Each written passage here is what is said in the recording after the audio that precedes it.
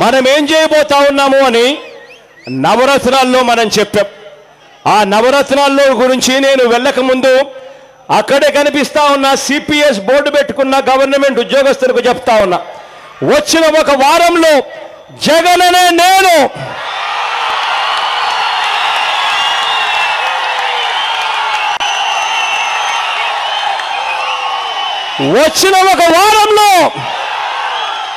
CPS రద్దు చేస్తానని చెప్తా ఉన్నా మీ అందరికీ. రేపొద్దున దేవుడు ఆశీర్వదించి మీ అందరి చల్లిన దీవెనతో రేపొద్దున మన ప్రభుత్వం అధికారంలోకి వచ్చిన తర్వాత నవరత్నాలను మనం ప్రకటించాం. ఆ నవరత్నాలతో ప్రతి రైతన్న ముఖంలో చిరునవ్వును చూడాలని, ప్రతి పేదవాడి ముఖంలో ఆనందాన్ని చూడాలని మనము నవరత్నాలను ప్రకటించాం. ఆ నవరత్నాల్లోని ప్రతి అంశము ఒకే మీటింగులో చెప్పుకుంటూ పోతే సమయం సరిపోదు. కాబట్టి నవరత్నాల్లోని ఈరోజు ఒకే అంశం చెప్తా. ఆ అంశం రేపొద్దున దేవుడు ఆశీర్వదించి మీ అందరి చల్లని దీవెనతో రేపొద్దున మనందరి ప్రభుత్వం అధికారంలోకి వచ్చిన తర్వాత మనము రైతన్న కోసం ఏం చేయబోతా ఉన్నాము అన్నది ఇవాళ ఈ మీటింగ్లో నేను చెప్తా. ఇవాళ ఒక్కసారి రైతన్న పరిస్థితిని ఒక్కసారి గమనించమని అడుగుతా ఉన్నా. ఇవాళ రైతన్న పరిస్థితి ఎంతటి దారుణంగా ఉందో ఒక్కసారి ఆలోచన చేయమని అడుగుతా ఉన్నా.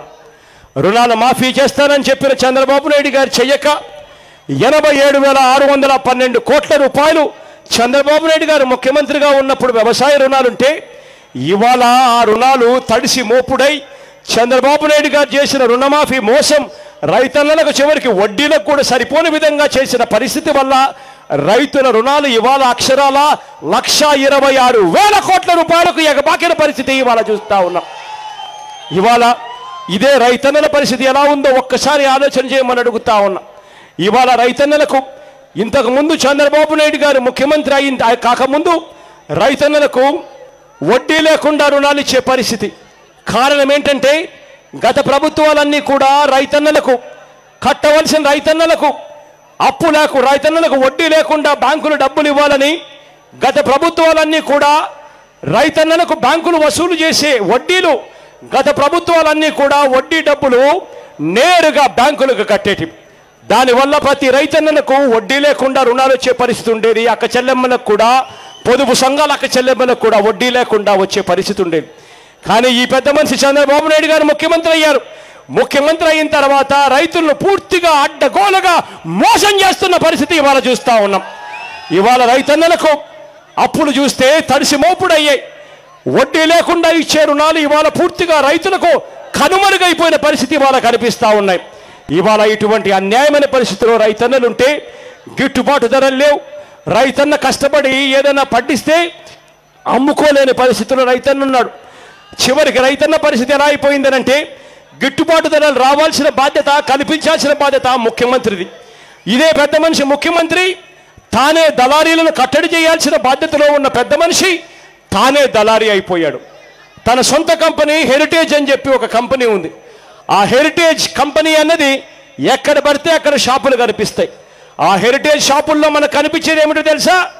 రైతుల దగ్గర నుంచి తక్కువ రేటు కొనుగోలు చేస్తారు.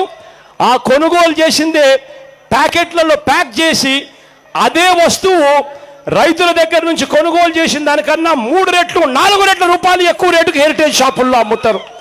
చివరికి దళారీ వ్యవస్థను అరికట్టాల్సిన ముఖ్యమంత్రి తానే దళారీ అయిపోయి దళారీలకు నాయకుడు అయిపోయిన పరిస్థితిలో ఇవాళ రైతన్న అల్లాడుతూ ఉన్న పరిస్థితి కనిపిస్తూ ఉంది.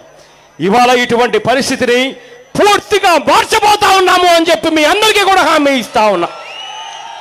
ఇవాళ ప్రతి రైతన్నకు నేను హామీ ఇస్తా ఉన్నా.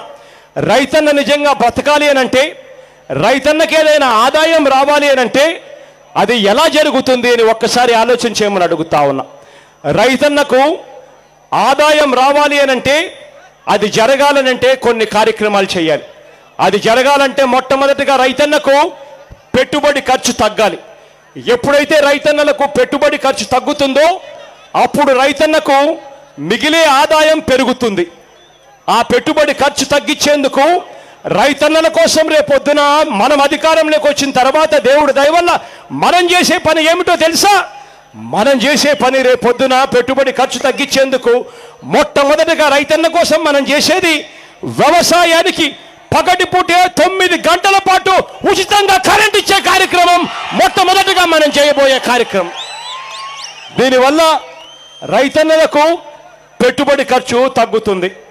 ఆ తర్వాత రైతన్నలకు పెట్టుబడి ఖర్చు తగ్గించేందుకు మనం చేయబోయే రెండో కార్యక్రమం ఏమిటో తెలుసా? రెండో కార్యక్రమం రైతన్నలకు అందరికీ కూడా వాళ్ళు బ్యాంకుల్లో నుంచి తెచ్చుకునే రుణాలు ఏదైతే ఉంటాయో, ఆ క్రాప్ లోన్స్ ఏదైతే ఉంటాయో, ఆ రుణాలకు ఇవాళ వడ్డీ విపరీతంగా బాదుతా ఉన్న పరిస్థితి కనిపిస్తూ ఉంది. రేపొద్దున దేవుడు ఆశీర్వదించి మీ అందరి చల్లని దీవెనతో రేపొద్దున మనందరి ప్రభుత్వం వచ్చిన తర్వాత, అధికారంలోకి వచ్చిన తర్వాత ప్రతి రైతన్నకు కూడా తాను తీసుకున్న క్రాప్ లోన్స్ మీద పూర్తిగా వడ్డీ లేకుండా రుణాలు ఇప్పిస్తామని చెప్పి హామీ ఇస్తా ఉన్నాం. దీనివల్ల రైతన్నలకు పెట్టుబడి ఇంకా తగ్గే పరిస్థితి వస్తుంది. ఇది కాక రైతన్నలకు మనం పెట్టుబడి తగ్గించేందుకు మనం చేయబోయే మూడో పని ఏమిటో తెలుసా? మూడో పని, రైతన్న మే మాసం కోసం ఎదురు చూస్తాడు, జూన్ మాసం కోసం సన్నద్ధం కావడం కోసం ఎదురు చూస్తారు. జూన్ మాసం వచ్చేసేసరికి వర్షాలు పడతాయి కాబట్టి రైతన్న ఆ వర్షాల కోసం ఎదురు చూస్తాడు. జూన్ మాసంలో వర్షాలు పడతాయని చెప్పి ఎదురు చూస్తాడు. లేదంటే ఓ కామెంట్ చేయండి. ఎప్పటికప్పుడు మా వీడియోస్ చూడాలంటే సబ్స్క్రైబ్ చేసుకోండి.